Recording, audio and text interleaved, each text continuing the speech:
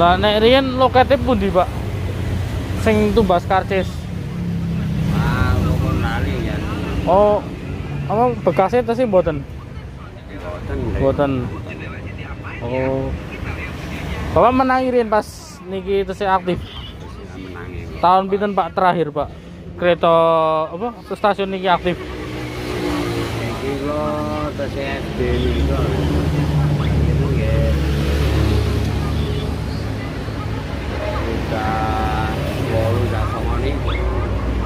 Udah 1968. Ya terakhir kapan, Pak? Terakhir niki. Oh, pun dangu. Lah kan Jogja Magelang matine tahun 1976.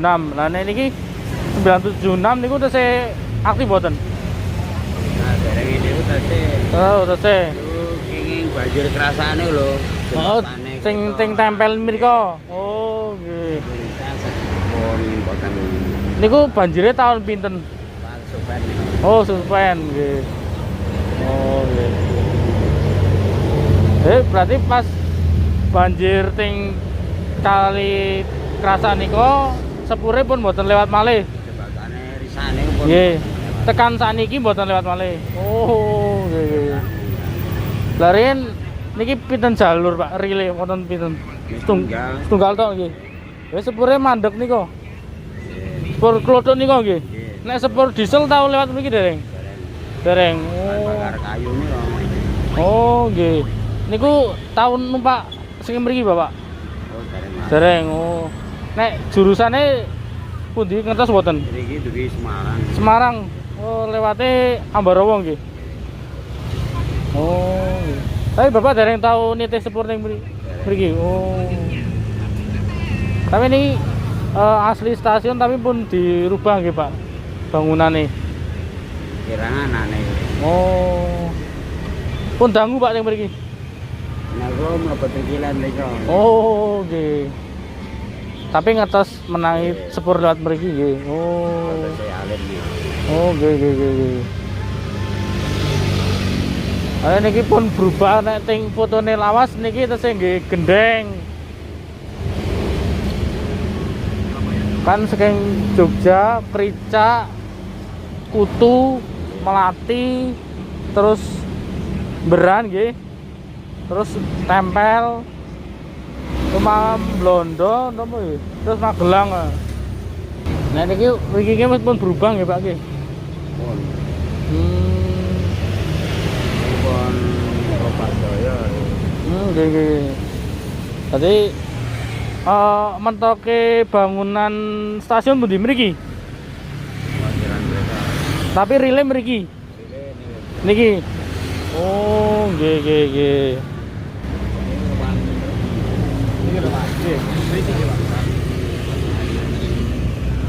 Oh, nggih. Larian pas niki di aspal Bapak mirsani mboten? Rile dicabut napa dipendem, Pak? Pendem. Oh, berarti nek niki umpamane dikeruk wonten nggih rile. Oh, nggih. Bangke tajun dihilir terus. Oh, nggih. Tahun pinten niki dipendeme, Pak? Wah, kesupen ya. Kesupen. Oke. Sekalian sekat lama toh ya. Oh, nek iki ya. Ventilasi ini udah ubahan lagi. Oh, sebahan kabeh. Tapi kan ini yang aslinya kan sebelah sini toh. Kalau bawahnya loh, ketinggiannya itu loh. Kan aspalnya aspal udah ninggi toh, udah Oh. toh. Tapi itu banget ini bangunannya. Terus sebelah kono sih. Apa nih? Bangunan sebelah kono. Sing udah balik kono. Ayo, Bu. Zaman sejarah. Bener, Bu. Non. Oke.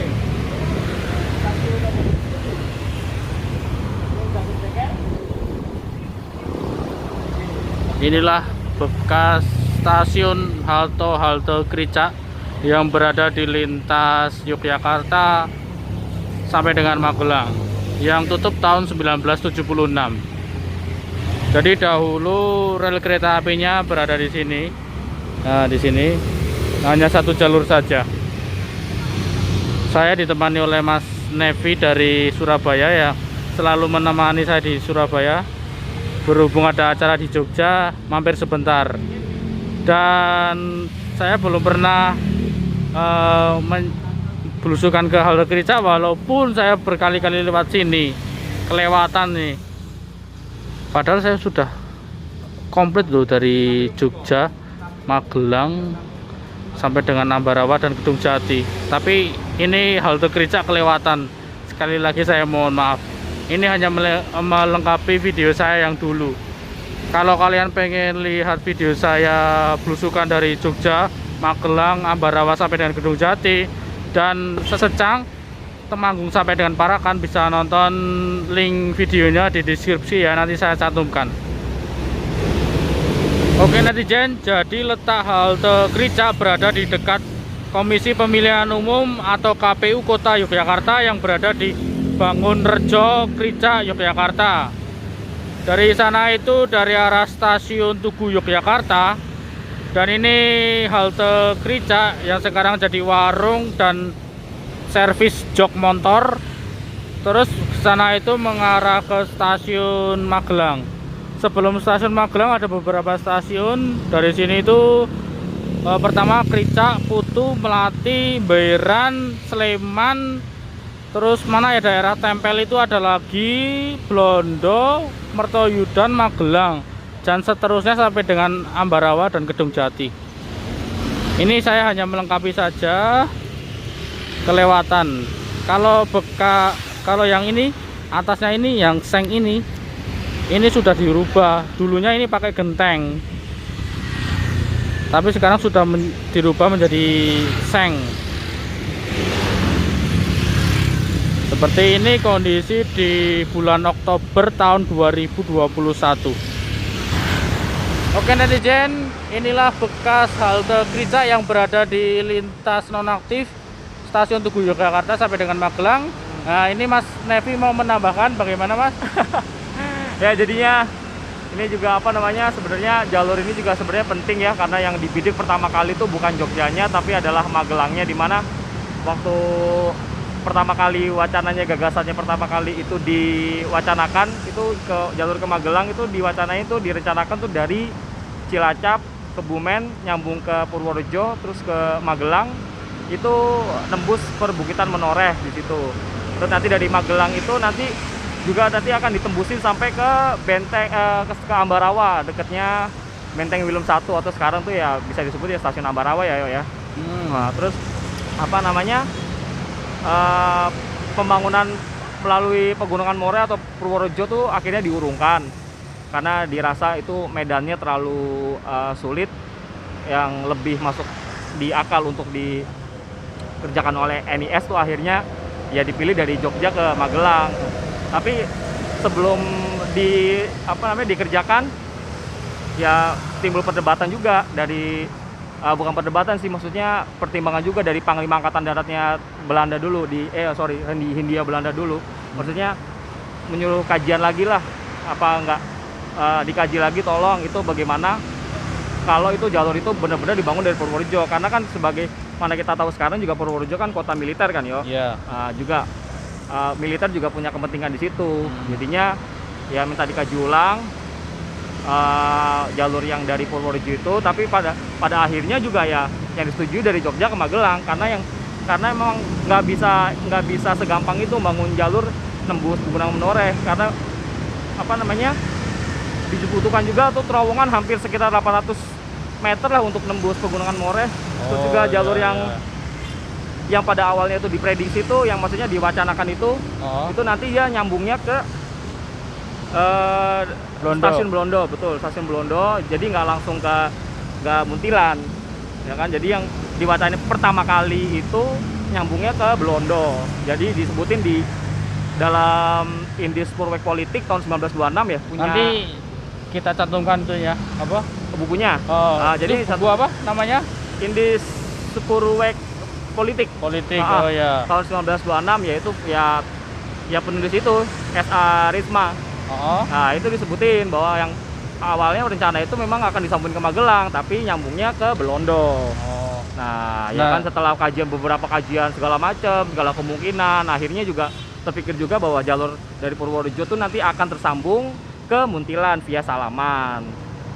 Nah, jadi awalnya tuh memang ini kan kalau bangun kan segala wacana kan ada kan ya, mulai pemikiran ada pertimbangan, tapi pemikiran awalnya itu pemikiran awalnya itu menyambungkan Purworejo, Magelang, nanti dari Magelang baru ke Jogja gitu maksudnya. Berarti itu ya, kan jalur Cilacap, Kroya, Kutoarjo, Purworejo dibangun tahun 1887 oleh SAS Purwegen. Oleh SS. Itu kan stasiun Purworejo kan dekat rumah saya nih kebetulan. Itu kan megah banget dan luas.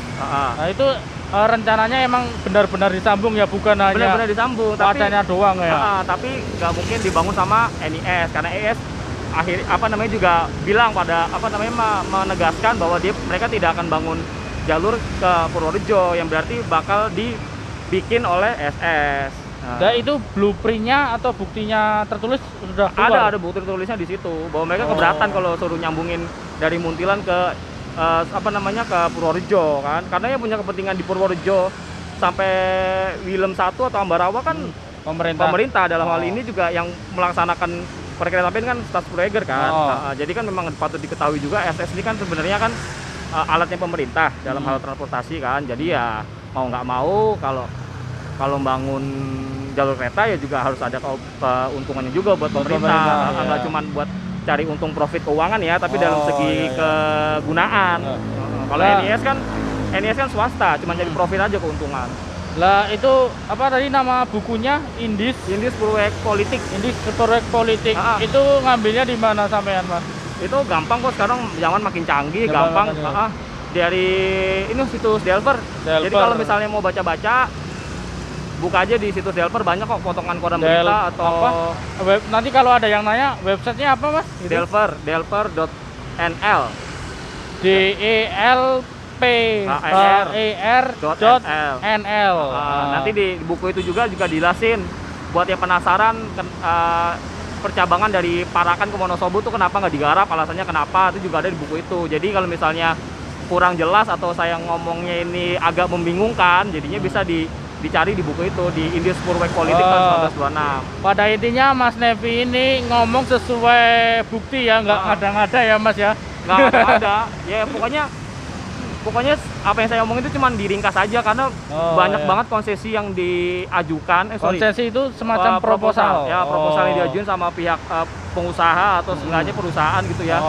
Yang diajuin dan banyak banget, dan itu banyak ditolak, dan pada akhirnya memang NIS yang dipilih buat pemerintah buat eksekusi itu yang diizinkan maksudnya. Jadi pada intinya di Pulau Jawa semua jalur kereta api mau disambungkan. Maunya disambungkan sama pemerintah Hindia Belanda. Kan perusahaannya kan SS SAS Purwegen yang punyanya pemerintah Hindia Belanda. Nah itu kan ada beberapa titik yang berat ya Mas, harus memakan biaya tinggi. Terus apalagi?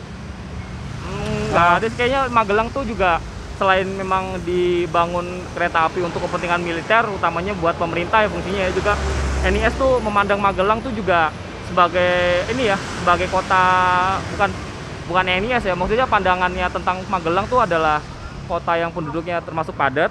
Nah jadi ada kalangan Eropa, terus kalangan dari Tionghoa atau Chinese, terus juga juga penuh dengan sumber daya alam kayak hasil perkebunan seperti kopi, tembakau, gula, jadi dan beras pada waktu itu. Jadinya kan ini jadi juga pertimbangan NIS buat cari profit di jalur ini.